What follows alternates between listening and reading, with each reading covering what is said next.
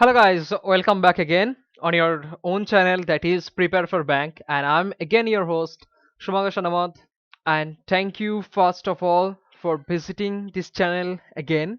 अभी अभी IBS PO का मेन खत्म हुआ है और सामने IBPS क्लार्क का एग्जाम है और RRB PO का मेंस है, RRB क्लार्क का मेंस होगा सामने। तो जो पार्ट इम्पोर्टेंट होने जा रहा है इस सभी एग्जाम में वो है रीजनिंग, और उसमें जो एक पार्ट होता है इनइक्वलिटी, ये तो बहुत ही इम्पोर्टेंट है क्योंकि इससे जो है आपके 5 मार्क्स आते हैं और इस 5 मार्क्स को आप आसानी से ग्रैब कर सकते हो। आप इस 5 नंबर्स को आपके हाथ से छूटने मत देना। इस 5 नंबर और सिलॉक्स के 5 नंबर्स अगर सिलॉक्स आए तो इनइक्वलिटी रहता ही है, आपने देखा होगा।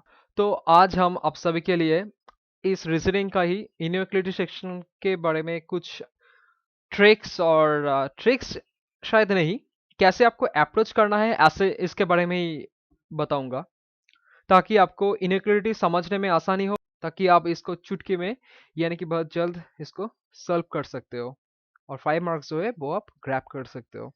तो चलिए शुरू करते हैं। तो आपको पहले जो आपको एक चीज याद रखना है वो है ऐसे इस तरह, greater than, greater equal to, आप चाहे तो इसको नोट कर सकते हो, इक्वल टू, लेस देन और लेसर इक्वल टू। ठीक है, इसको हम बोलेंगे एक, दो, एक, दो, और इसको हम बोलेंगे कि थ्री। क्यों बोल रहा हूँ ये मैं आपको बाद में बताता हूँ। अब देखो, किसी भी रिलेशन अगर ऐसा होता है A greater than B greater than equal to C, तो हम सब क्या करेंगे कि ये जो है वो 1 नंबर प्रायोरिटी, ये जो है 2 नंबर प्रायोरिटी, इसके हिसाब से देखो एक दो। ठीक है, और मान लो कि यहाँ पर है इक्वल टू डी। तो अगर आपको पूछा जाए ए और डी के रिलेशन क्या है तो क्या होगा, अगर आपको 1 नंबर का रिलेशन आ जाए तो होगा आपका ग्रेटर देन। ठीक है, अब मान लो कि यहाँ पर जो है ग्रेटर देन नहीं, यहाँ पर जो है ये हो गया आपका इक्वल टू। ठीक है, तो आपको ए और डी का रिलेशन क्या होगा, A greater than equal to D, क्योंकि यहाँ पर ग्रेटर देन तो नहीं है पर 2 नंबर का जो है ग्रेटर देन इक्वल टू वो है, इक्वल टू है पर फिर भी ग्रेटर देन इक्वल टू जबकि है, तो इसलिए हम क्या लेंगे कि greater than equal to D. फिर वैसे ही तरह अगर आपको बोला जाए कि x less than y lesser equal to z equal to m, तो x और m के बीच रिलेशन क्या होगा, x लेस देन m, क्योंकि 1 नंबर का जो रिलेशन है हमारे 1 नंबर का प्रायोरिटी लेस देन, वो लेस देन है यहाँ पर, तो यहाँ पर लेस देन ही होगा। और अगर आपको यहाँ पर लेस देन नहीं है, आपको है सिर्फ इक्वल टू, देन आपको होगा x lesser equal to m, क्योंकि लेस देन वन है, वन प्रायोरिटी नहीं है, सेकंड प्रायोरिटी दो, लेसर इक्वल टू है, लेसर इक्वल टू है, यानी कि लेसर इक्वल टू ही बैठेगा क्योंकि इक्वल टू थर्ड प्रायोरिटी है, तो इसको हम नहीं लेंगे अगर लेस और लेसर इक्वल टू है तो। ठीक, अब मान लो कि ये आप खुद बताओ कि a equal to B lesser equal to C equal to D, तो यहाँ पर a और c के बीच में रिलेशन क्या होगा, बोलो। हाँ, ए और बी के बीच में रिलेशन होगा ए लेसर इक्वल टू सी, क्योंकि फर्स्ट प्रायोरिटी नहीं है तो सेकंड प्रायोरिटी यहाँ पर बैठ जाएगा। ठीक है, अब मान लो कि यहाँ पर है x इक्वल टू वैसा है, तो x और b के बीच में रिलेशन क्या होगा, जी हाँ, x और b के बीच में रिलेशन होगा इक्वल टू, क्योंकि फर्स्ट और सेकंड प्रायोरिटी इस रूट में नहीं है। x और b के जो रूट है इस रूट में ग्रेटर देन और लेस देन और ग्रेटर इक्वल टू और लेसर इक्वल टू यहाँ पर नहीं है, यानी कि फर्स्ट प्रायोरिटी सेकंड प्रायोरिटी यहाँ पर नहीं है, तो हमें थर्ड प्रायोरिटी लेना है वो की है इक्वल टू। तो ऐसे ही करना है आपको। ठीक, तो हम क्वेश्चन की तरफ देखते हैं कि क्वेश्चन में क्या है और कैसे हम उसको अप्रोच कर सकते हैं। तो पहले जो है हम करेंगे वो इजी से लेकर स्टार्ट करेंगे। अब आज पहला जो क्वेश्चन है वो इजी लेवल का होगा, उसके बाद थोड़ा सा मॉडरेट लेवल में हम जाएंगे, ताकि अगर आप मॉडरेट लेवल के लिए प्रिपरेशन लेते हैं तो आपको इजी डेफिनेटली आ जाएगा। ठीक, तो हम देखते हैं। तो देखो, आज का हमारा जो फर्स्ट क्वेश्चन होगा वो ऐसे है, तो हमें डायरेक्टली कंक्लूजन में जाना है, स्टेटमेंट पहले मत देखो। तो कंक्लूजन क्या है, S lesser equal to T है। फर्स्ट जो बोला जाएगा उसको हम सब्जेक्ट और इसको हम प्रेडिकेट कहेंगे। ठीक है, इसको हम बोलेंगे क्या, सब्जेक्ट, और इसको बोलेंगे हम प्रेडिकेट। अब बोला है यहाँ पर देखो S lesser equal to T, यानी कि ये एस और ये टी के बीच में रिलेशन हमें फाइंड करना है। अब देखो इसमें जो कॉमन पार्ट है वो है आपका एच, है ना। तो यहाँ पर देखो एस और एच का रिलेशन क्या है, मैंने बोला था कि एक और दो नंबर प्रायोरिटी अगर रहे तो एक नंबर प्रायोरिटी रहेगा, ठीक है। अब एस से लेकर टी से एच हम जा रहे हैं, तो इस रूट में क्या आएगा, लेस देन, यानी कि ये, क्योंकि यहाँ पर लेस देन है हाईएस्ट प्रायोरिटी, तो एस लेस देन एच होगा, राइट।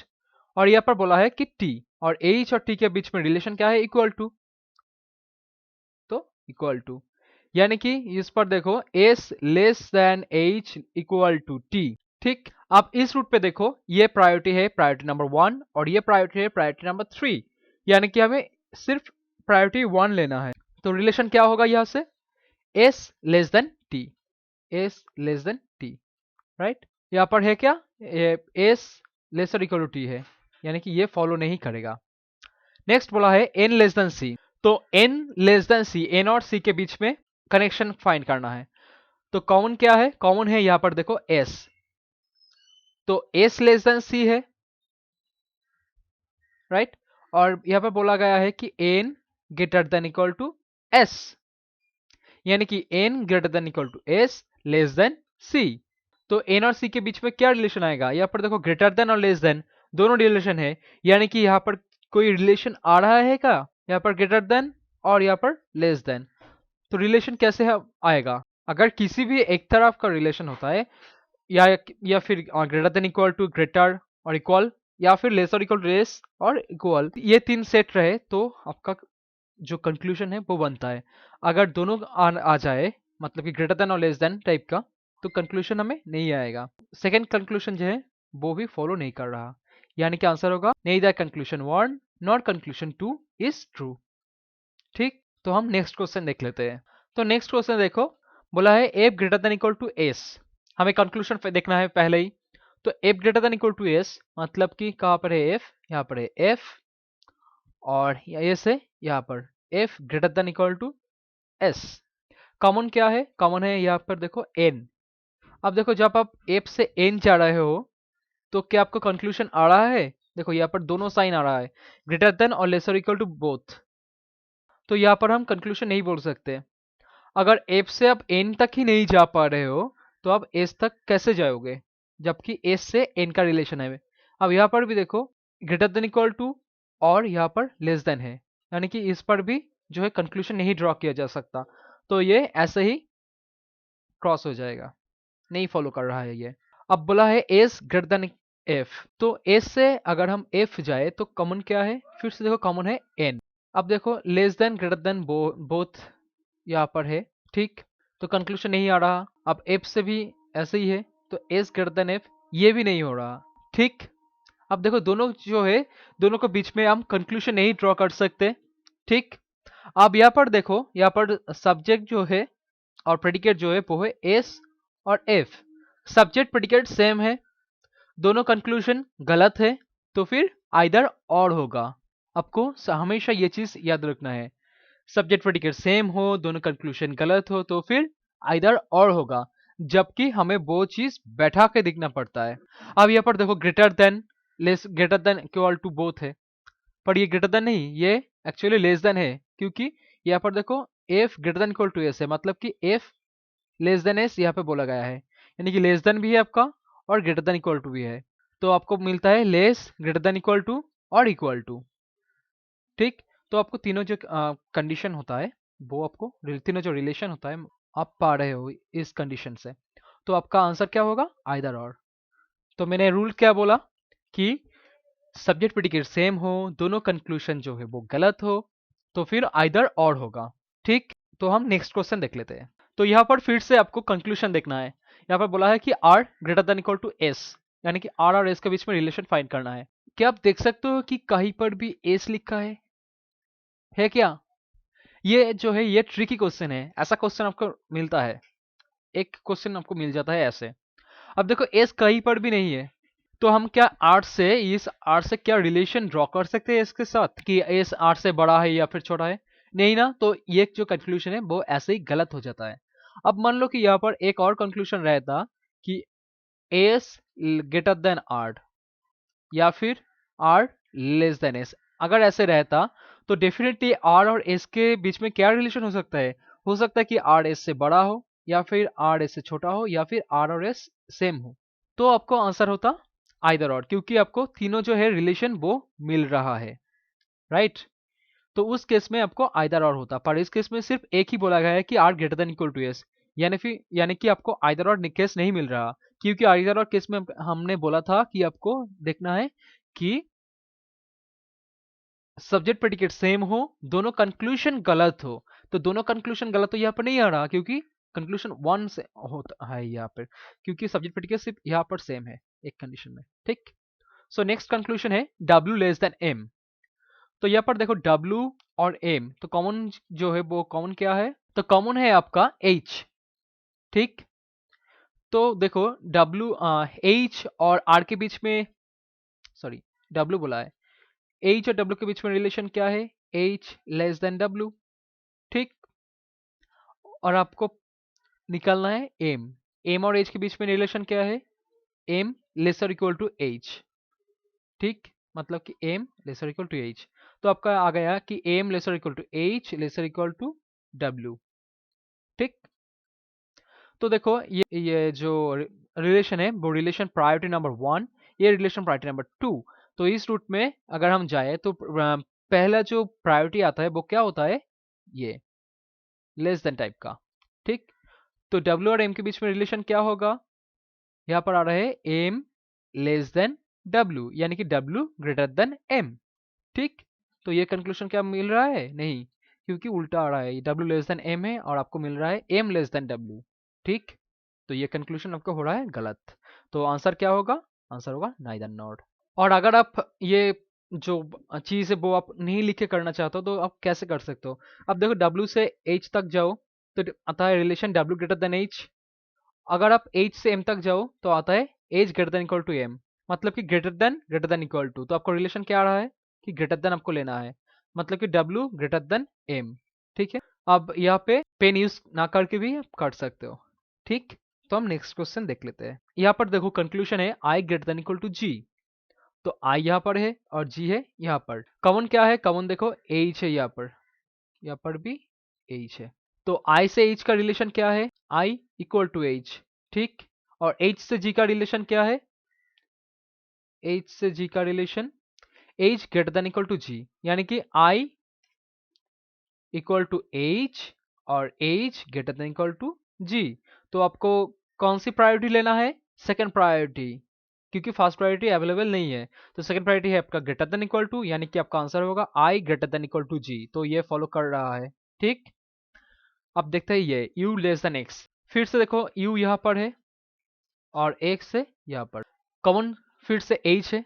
अब देखो U lesser equal to H है, और अगर आप H से X जाओ तो आपको कौन सा मिल रहा है साइन? ग्रेटर देन, और आप यहाँ से जा रहे हो तो ग्रेटर देन और लेसर इक्वल टू, क्योंकि आप यहाँ से जाओ तो ये लेसर इक्वल टू बन जाता है और ये जो है वो होता है आपका ग्रेटर देन। मतलब कि दोनों जो है साइन बीच में आ रहा है, तो यहाँ पर कोई भी रिलेशन आप फाइंड नहीं कर सकते हो H और X के बीच में। अगर H और X के बीच में अगर रिलेशन फाइंड नहीं कर सकते हो तो U से भी आप रिलेशन नहीं फाइंड कर सकते हो। तो ये कंक्लूजन जो है वो आपको गलत हो रहा है। तो सिर्फ होगा आंसर कंक्लूजन 1 इज ट्रू। यहाँ पर देखो ओनली कंक्लूजन 1 इज ट्रू, ठीक। उम्मीद है कि आप ये समझ रहे होगे। तो हम नेक्स्ट क्वेश्चन देखते हैं। तो यहाँ पर देखो कंक्लूजन है, first conclusion D equal to N।